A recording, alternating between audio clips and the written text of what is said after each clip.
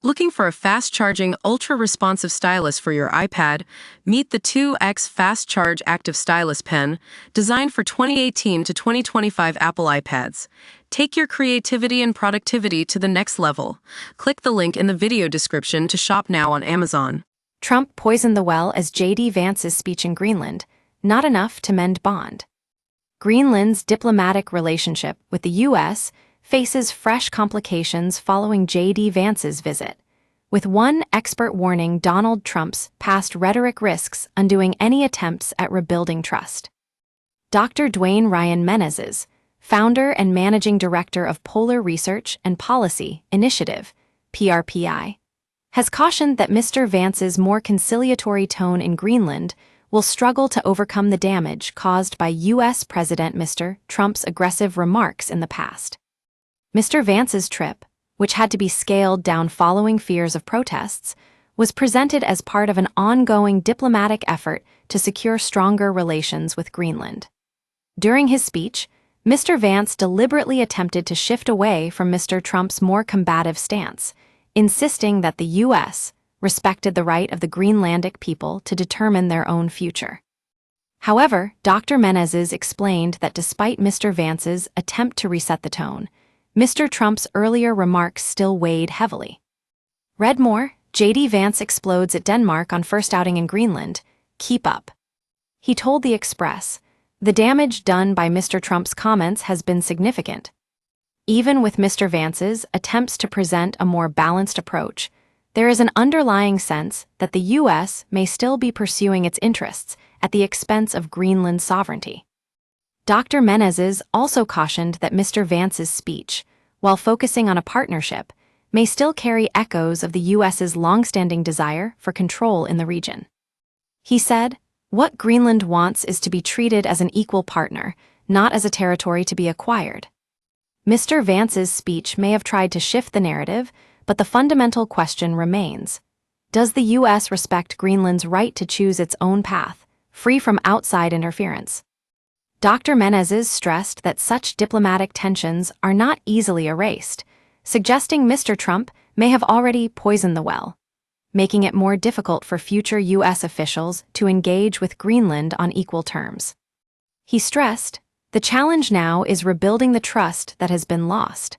That will take more than just measured speeches. It will require genuine actions that demonstrate respect for Greenland's autonomy." While Mr. Vance's visit was aimed at assuring Greenland of U.S. respect for its autonomy, the context of his trip cannot be divorced from Mr. Trump's earlier remarks. The proposal to buy Greenland in 2019 was viewed by many as an attempt to undermine the island's sovereignty and led to a diplomatic clash between the U.S. and Denmark, which governs Greenland. We use your sign-up to provide content in ways you've consented to and to improve our understanding of you. This may include adverts from us and third parties based on our understanding. You can unsubscribe at any time.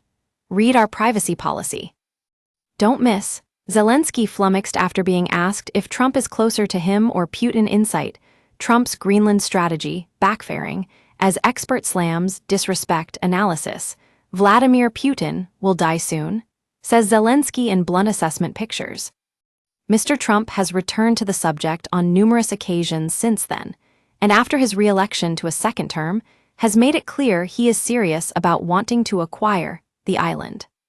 During his visit, Mr. Vance attempted to ease tensions by reiterating the U.S.'s commitment to respecting Greenland's sovereignty. He said, "I want to make it clear. The United States respects the right of the Greenlandic people to determine their own future. The United States is committed to supporting Greenland's aspirations for prosperity and security with no intention of infringing on its sovereignty." In his speech from the U.S. base, Mr. Vance lashed out instead at Denmark, claiming it underinvested in the territory. He continued, "What we think is going to happen is that the Greenlanders are going to choose, through self-determination, to become independent of Denmark. And then we're going to have conversations with the people of Greenland from there. We do not think military force is ever going to be necessary." Despite Mr. Vance's attempt to reassure Greenland, the impact of Mr. Trump's earlier statements still lingers. Mr. Trump's suggestion that Greenland could be bought led to a significant diplomatic fallout, with both Greenlandic and Danish leaders reacting with strong disapproval.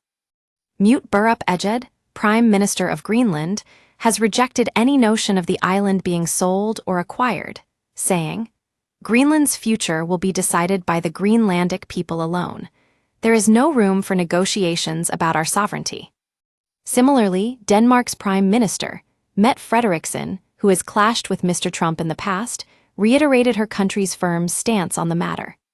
She said, "Greenland is an autonomous part of Denmark. We will not entertain any discussions about selling the island. Greenland's sovereignty is non-negotiable."